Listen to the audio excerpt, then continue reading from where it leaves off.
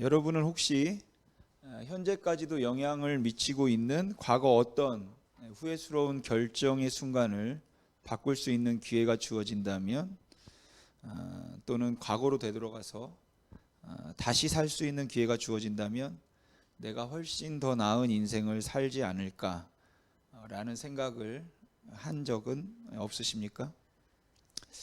어떤 분은 학창 시절에 공부를 너무 하지 않은 것이 후회되어서 학창 시절로 돌아가고 싶은 분도 계실지 모르고, 어떤 분은 옛날 연애하던 시절로 돌아가서 지금의 배우자가 아닌 다른 배우자를 선택하겠다는 분도 계실지 모르고, 어떤 분은 그때 그 부동산을 샀어야 했는데 망설이다 못 샀던 그때로 돌아가고 싶은 분도 계실지 모르겠습니다. 물론 현재의 모습에 너무 만족하고 행복해서 과거 어느 때로 돌아갔다가는 지금 누리는 행복을 놓칠 것 같아서 절대로 돌아가고 싶지 않다고 말하는 분도 계실 수 있겠죠.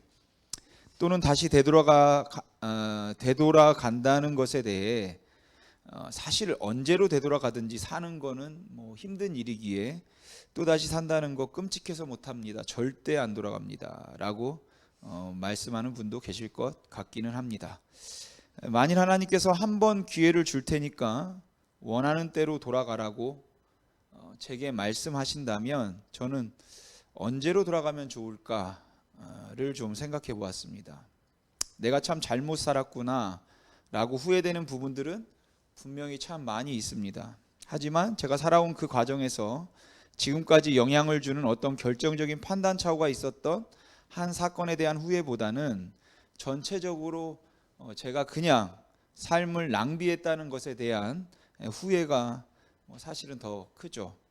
왜냐하면 생각하기에 따라서는 힘들었던 순간들이 또 돌아보면 기회이기도 하기 때문입니다.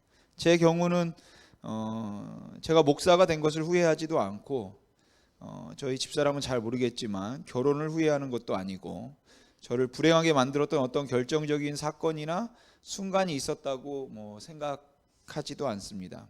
그래서 저처럼 많은 경우에 어떤 사건에 대한 결정을 후회하기보다는 어쩌면 그것보다는 더 잘하지 못한 것을 후회할 것 같아요. 결혼을 후회하는 분들의 경우도 대부분의 경우에 내가 더 잘했더라면 지금보다는 좀 나았을 텐데 라고 안타까워하는 경우들이 많을 것 같고, 또 지금 생활이 힘들기는 하지만 그 당시 선택의 상황에서는 정말 깊이 고민하고 힘들게 내렸던 최선의 선택이었기에 선택에 대한 후회보다는 너무 준비가 없었고 또 주어진 기회들을 충분히 활용하지 못한 것들에 대한 후회가 더 많을 거라고 생각됩니다. 저도 제게 주어진 인생 자체에 대한 불만보다는 오히려 그 삶의 질에 대한 후회가 훨씬 더 큽니다. 목회자가 된 것을 후회하지는 않지만, 물론 지금까지 목회한 날보다 앞으로 목회할 날이 많기는 하지만 그 짧은 기간의 목회에도 제가 더 좋은 목회자가 될 수 있었는데 하는 아쉬움에 후회가 된다는 것이죠. 내가 조금만 더 열심히 살았더라면, 조금만 더 계획성 있게 살았더라면, 조금만 더 성실하게 살았더라면 하는 후회가 저에게는 있다는 것이에요. 그러니까 어떤 상황에서의 선택, 우리가 그 불만보다는 조금만 더 잘했으면 좋았을 텐데 라는 마음이 더 큰 것 같아요. 그런 차원에서 사실 제가 가장 후회스러워하는 것, 그리고 제일 제가 안타까워하는 것은 모태신앙으로 너무 좋은 기회가 주어졌는데 너무 오랜 시간 동안을 성장에 대한 고민 없이 또 노력 없이 그냥 바쁨 속에 정신없이 끌려오듯이 살았다는 것입니다. 저는 모태신앙으로 제가 어렸을 적에 이미 아버지가 목회자셨기 때문에, 그리고 전도사 때부터 아버지가 단독 목회를 하셨기에 제 삶에 있어서 가장 중요한 부분은 언제나 교회였습니다. 교회에서 자고 교회에서 놀고 했죠. 저는 제가 열심히 교회 생활을 했다는 것을 후회한 적도 없고 지금도 후회스럽지 않습니다. 근데 그렇게 열심히 교회 생활을 하기는 했지만 복음의 은혜를 가슴 깊이 깨닫고 주의 인자하심을 맛보고 그 안에 거하는 법을 배우지는 못했던 것 같아요. 그냥 교회 일들을 먼저 배웠고 했어요. 그래서 저에게는 그렇게 교회 생활을 오래 하고 열심히 했어도 그 주님의 은혜에 대한, 아니면 복음의 은혜에 대한 감동이나 의식보다는 제가 목사 아들, 또 학생회장, 뭐 주일학교 교사, 성가대 뭐 이런 것들에 대한 의식이 저에게 훨씬 더 강했다는 것이죠. 그렇게 점점점 굳어져 버리는 그 교회 생활은 그저 익숙한 이제 습관처럼 되어 버렸고, 교회는 다니지만 세상 사람들과 똑같이 그렇게 살게 만들었으며 심지어는 저를 외식되게 만들었습니다. 진작 저의 신앙이 아직 어린아이와 같은 신앙임을 인정해서 신앙의 성숙을 위해서 더 애를 써야 할 기회들이 주어졌음에도 불구하고 이제 저는 그렇게 하기보다는 그냥 그 자리에 안주해서 익숙해지는 만큼 교회에서는 이렇게, 세상에서는 이렇게 요령만 늘고, 그래서 저의 믿음은 점점 태보해져 갔습니다. 그런데 사실 그때는 그것에 대한 두려움도 없었어요. 교회에서는 뭐 그런 대로 잘하고 있으니까요. 근데 지금 생각해 보면 참 두려워해야 할 일이었다라는 것이죠. 미국의 한 잡지에 아주 희한한 병을 앓고 있었던 한 여인에 관한 이야기가 실린 적이 있었습니다. 이 여인은 정상적으로 성장을 해서 결혼을 하고 슬하에 3명의 자녀를 두었습니다. 그 아이들이 고등학교 다닐 때 그만 남편이 세상을 떠났고, 또 얼마 지나지 않아서 그녀의 아버지가 또 세상을 떠났습니다. 그리고 그때까지도 그 여인은 모든 게 정상이었어요. 그렇게 이 여인은 남편과 사별한 후에 3 자녀를 혼자 키웠습니다. 자신의 온 힘과 정성을 다 쏟아서 키웠어요. 그런데 어느 날 이 여인이 자신이 20대에 입었던 옷을 꺼내 입고 자기 딸들의 파티에 나타났습니다. 처음 그 모습을 본 딸들은 그저 엄마가 젊어지고 싶어서 20대에 입었던 옷을 입었나 보다 라고 생각했습니다. 가끔 보면 이제 우리가 젊을 때 입었던 옷을 입고 기분 전환을 하는, 기분 전환이 될 수도 있고 안 들어가서 뭐 기분을 망칠 수도 있죠.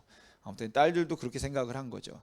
근데 얼마의 시간이 지나고 엄마를 관찰하면서 엄마가 나이가 들수록 자꾸만 어린 행동을 한다는 것을 눈치채게 돼요.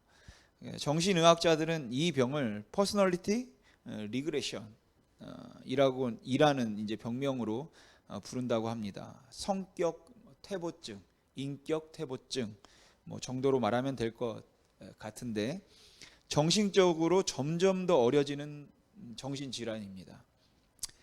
이 여인은 3개월마다 1년씩 어려졌습니다.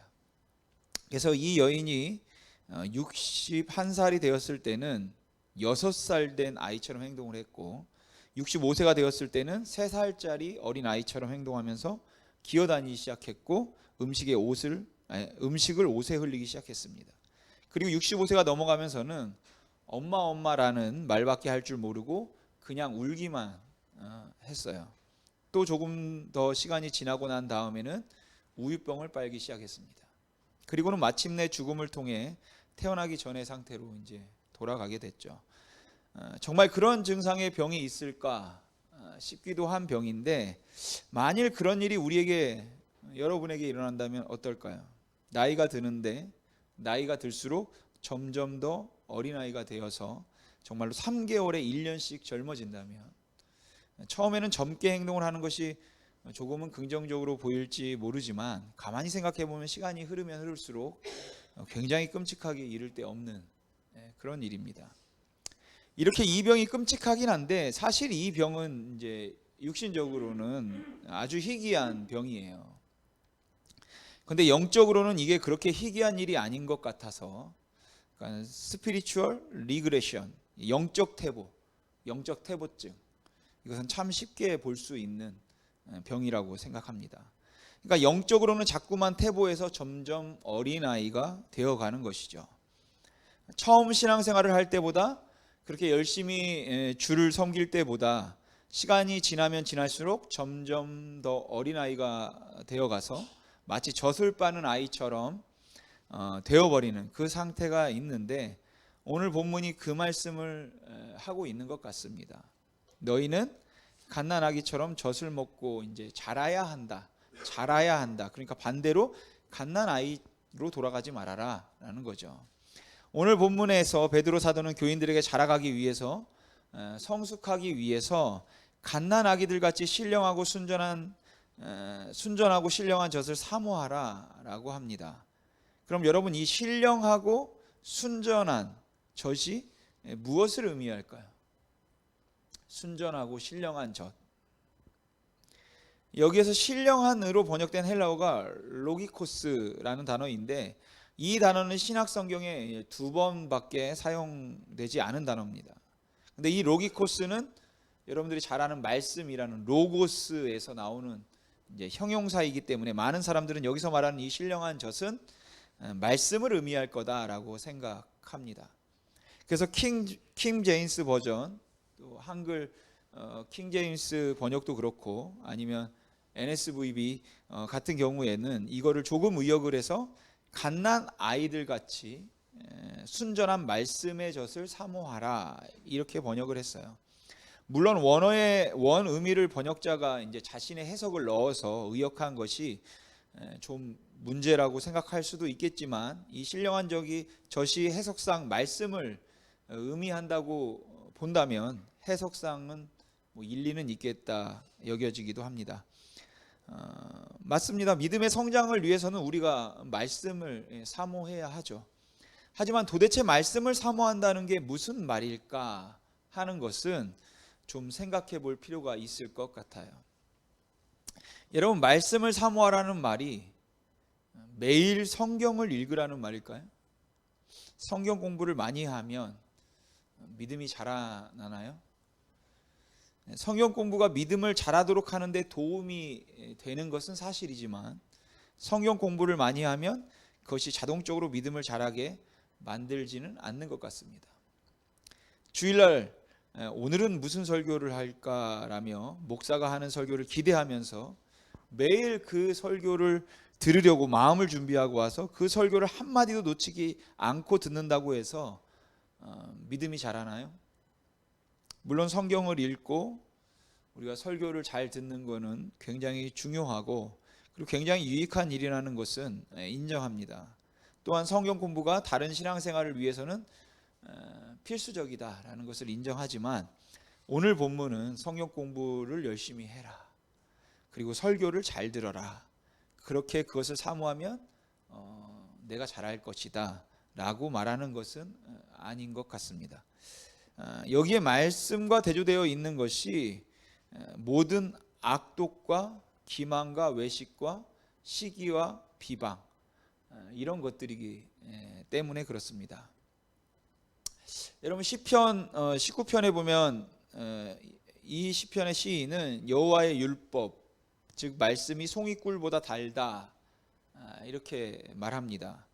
여러분, 이 말은 시인이 이 시를 쓸 때만 하더라도 이제 여호와의 율법책이 그냥 이제 모세 5경 정도였을 텐데, 창세기, 출애굽기, 레위기, 민수기, 신명기가 그 어떤 책보다 너무 재미있어서 한 번 잡으면 놓을 수 없을 만큼 그 말씀에 빠져서 송이꿀보다 달다, 그 말씀을 읽는 것이 너무나 재미있다, 너무나 즐겁다, 그런 고백이 아닙니다.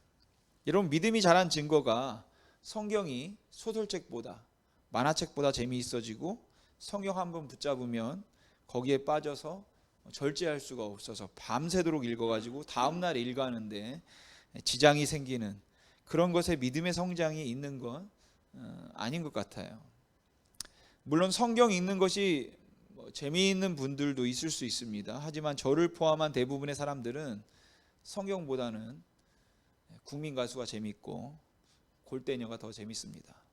저는 성경을 1시간 읽는 것을 1시간 읽는 것은 정말 힘들지만 넷플릭스 드라마, 또 만화 시리즈 이런 거 1시간 보는 것은 시간이 언제 지나는지도 모르게 순식간에 지나갑니다. 성경은 3시간, 4시간 연속으로 못 보지만 드라마는 연속으로 10시간도 볼 수 있습니다. 물론 성경이 더 재미있는 분들도 계시겠지만, 시편 기자가 송이꿀보다 여호와의 율법, 하나님의 말씀이 더 달다고 고백한 것은 읽을 때 너무너무 재미있다라는 말을 하는 것이 아니라 그 율법에서 하신 말씀과 그리고 약속에 나타난 하나님의 성품과 은혜가 너무 틀림이 없어서, 그게 삶에서 너무 틀림없이 이루어져서 달다는 말을 하는 거죠. 그렇기 때문에 그 말씀을 붙들고 낙심하지 말고 말씀 안에서 말씀이 명하시는 것을 실천하며 살아갈 때 진정한 행복과 기쁨을 느낄 거다라는 이야기를 하는 것입니다. 억울하게 중상모략을 당하면, 억울하게 사람들에게 욕을 먹거나 아니면 정말 말도 안 되는 그러한 일들을 경험하게 되면 갑자기 인생을 잘못 산 것 같고 나에게 해를 끼친 자에게 꼭 복수하지 않으면 못 견딜 것 같은 그러한 상황에서 주님께서 괜찮다고 말씀하시니까 그 말씀 붙들고 똑같이 비방하지 아니하고 내가 받은 그대로 갚아주지 않으려고 했을 때 오는 그 마음의 자유함은 되로 받은 것을 말로 돌려주어서 느끼는 그 통쾌함보다 훨씬 더 달다, 이 말을 하는 것이에요.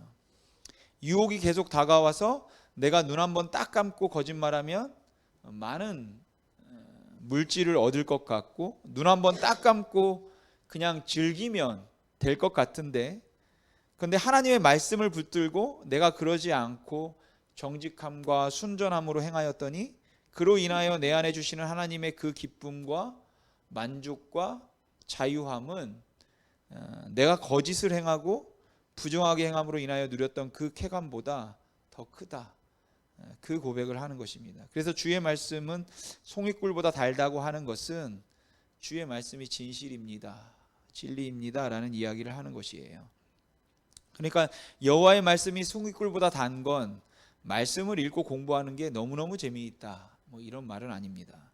물론 여러분 성경 공부가 재미없다는 말은 아니에요. 하지만 성경을 많이 읽고 성경 공부에 많이 참석한다고 제가 위에 언급한 것들로부터 자유하게 되는 것은 아니라는 거죠.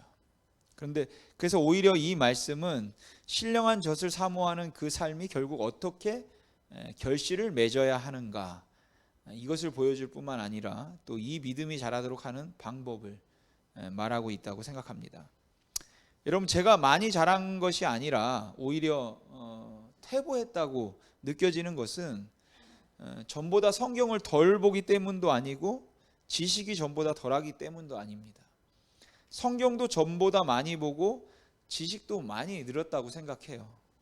그런데 오히려 제 마음 씀씀이가 너그럽지 않고 제 말에는 항상 비판과 불평이, 부정적인 말들이 묻어져 나오고 소위 상처라고 불리운 것을 합리화시켜서 잘하려 하지 않을 때 그때 퇴보했다고 느껴진다는 거죠. 우리가 시간이 지나면 지날수록 비방의 말이 사라져야 하는데, 다른 사람들에 대한 이해의 폭이 점점 넓어져야 되는데, 교회 생활을 오래 하면 할수록 처음보다 더 능숙하게 비방하는 법을 배워갑니다.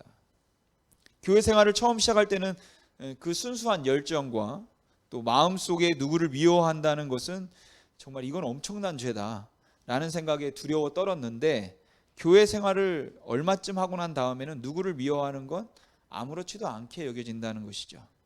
처음 예수를 믿었을 때보다 시간이 지나면서 더 그 말에 따뜻함이 묻어나야 하는데, 신앙생활을 오래 한 사람일수록 그 말에 따뜻함이 없습니다. 남을 헐뜯는 말들을 더 교묘하게 잘하는 거죠. 전에는 참 순진할 정도로 사람의 말을 잘 믿고 정말 고지식하다는 말을 들었는데, 그런데 교회 생활을 오래 하면서 특히 교인들에 대한 불신이 커져서 모든 게 못마땅해지는 거죠. 그러면 우리는 상처받아서 그렇게 됐다, 이렇게 말합니다. 중상과 거짓과 미움이 가득한 마음을 상처받아서 그런 거라고 말하죠. 맞겠죠. 상처는 받았겠죠. 하지만 그것이 맞다면 애석하게도 교회 생활에 익숙해짐이 믿음을 잘하지 못하게 한다는, 여러분이 성숙에 대한 설교를 들었을 때 처음 들었던 그 말이, 익숙함이 믿음을 잘하지 못하게 한다는 그 말이 딱 맞는 것이 되는 것이죠. 그렇다고 여러분 교회 생활 적당히 하자는 말을 하고 있는 것은 아닙니다. 웬만하면 사람을 만나지 말고 봉사하지 말라, 헌신하지 말라, 그런 말을 하는 게 아니에요. 얼마나 교회 생활을 열심히 하든지 그것이 자동적으로 믿음을 잘하도록 하는 것이 아닌 만큼 우리 모두 다 믿음의 성장에 관심을 가져야 된다, 이 말씀을 드리는 것입니다. 그리고 결국 믿음의 성장은 인격의 성숙함을 통해서 나타난다는 것을 말씀드리고 싶은 것이죠. 또한 이 성장에 우리가 민감하고 깨어있지 않으면 우리는 우리도 모르는 사이에 영적 퇴보증, spiritual regression, 이 영적 퇴보증에 걸린다는 말씀을 드리는 것입니다. 그래서 베드로 사도는 미움과 원망에 가득 찬 말과 행동이 그 삶에 나타나지 않도록 우리는 우리의 주변이나 환경을 보지 않고 그 하나님의 약속의 말씀을 붙들어야 한다, 이렇게 말하는 것입니다. 거길 보면 우리가 보는 성경에는 이는 그로 말미암아 너희로 구원에 이르도록 자라게 하려 함이라 라고 이제 번역했죠. 이건 마치 성숙한 신앙 인격을 소유할 때 비로소 구원받을 수 있다라는 그런 의미로 오해가 될 수도 있을 것 같은데, 그런 의미가 아닌 것은 그 다음 절에 너희가 주의 인자하심을 맛보았으면 그리하라 라고 말씀하신 것이나, 베드로후서 1장에서 이제 베드로 사도가 이미 거듭난 사람들이 어떻게 살아야 하는 것에 관해서 아주 강력하게 언급한 것을 보면 구원에 이르도록 자란다라는 말의 의미는 구원을 받기 위해서 어떻게 해야 하는가라는 것이 아니라 우리가 받은 구원에 합당하게 우리는 자라가야 한다라는 것이죠. 여러분, 신앙생활의 궁극적인 목적이 예수 믿고 천당 가는 것이라면 그러면 그냥 바로 하늘나라 가면 됩니다. 하지만 신앙생활의 궁극적인 목적은 예수 믿고 천당 가는 것이 아니라 하나님의 주되심을 인정하여 하나님을 영화롭게 하는 것이에요. 그렇다면 구원을 받은 후에 구원받은 사람의 합당한 모습으로 우리를 가꾸어 가는 것, 그건 역시 구원의 이제 과정임에는 틀림이 없다는 것이죠. 여러분, 구원은 보장된 것이고 또 확실한 것이고 우리는 예수를 믿음으로 구원받았다라고 과거 시제로 말을 할 수 있을 만큼 굉장히 분명한 것이기는 하지만, 우리의 구원이 완성되는 것은 예수님께서 다시 오실 때, 그리고 우리의 몸이 부활할 때, 그 영화의 때입니다. 그러니까 이 땅에서 사는 동안에도 우리는 구원받은 성도로서 이 구원을 완성해가는 과정을 놓치지 말아야 된다라는 것이죠. 그러면 여러분, 구원받은 성도로서 완숙하게 성장해가는 모습은 어떤 것일까요? 여러분, 베드로 사도는 자라가라고 말을 하면서 특별히 신령한 젖을 사모하라고 말을 합니다. 그런데 이 신령한 젖이 하나님의 말씀을 의미한다고 하면, 베드로 사도는 이 신령한 젖인 하나님의 말씀을 사모하라고 하면서 다른 것, 즉 악독과 기만과 외식과 시기와 비방을 경고하고 있잖아요. 왜냐하면 성숙함이라는 말 속에는 악독이나 기만이나 외식이나 시기나 비방이 전혀 없는 모습이기 때문에 그렇습니다. 그리고 이것이 성숙함을 추구하는 우리들의 소망이라고 생각해요. 우리가 하나님의 말씀을 믿고 사랑하기 때문에 조금 더 구체적으로 실천적인 것을 여러분들에게 말씀을 드리자면, 예수 믿는 사람들이 신앙의 성숙을 보여주기 위해서뿐만 아니라 우리의 믿음이 자라기 위해서 우리가 조심해야 되는 게 뭔가 하면 말이라고 생각합니다. 말을 조심하지 않으면 우리의 믿음이 자라지 않는다라는 것이죠. 야고보 사도도 말하는 것처럼 말에 완전하면은 혀를 제어할 수 있으면 완전하다라고 얘기했던 것처럼 말이죠. 내가 하나님의 말씀과 하나님의 원하심을 따라서 그 주님과 동행하며 살아가기 위해서 내가 이것을 하면 안 되겠다는 생각을 하지 않고 그 영적으로 민감하지 않은 채 아주 둔해진 상태에서 우리가 부정적인 말들만을 자주 하거나 남을 속이는 말들을 자꾸 하거나 남을 헛되는 말을 하거나 미움이 섞인 말들을 어렵지 않게 하면, 그렇게 마음에 느끼는 대로 말을 하기 시작하면 우리의 믿음이 자라지 않는다는 것입니다. 성숙함을 추구하는 저희 심히 있는 공동체가, 그리고 심히 있는 교회에 속해 있는 저와 여러분들이 소망하는 것이 있다면 바로 이 말에 있어서 성숙함이어야 된다고 생각합니다. 신령한 젖, 하나님의 신실한 말씀을 우리가 사모하고 그 말씀을 사모하기 때문에, 그 하나님의 말씀을 사모하기 때문에 우리는 우리의 입에서, 우리의 마음에서 남을 헐뜯거나 괴롭히는 말들을 한마디도 우리가 하지 않을 수 있으면 너무 좋겠죠. 이 소망을 포기하고 이런 모습을 위한 열망이 사라지면 우리의 믿음은 자라지 않는 것입니다.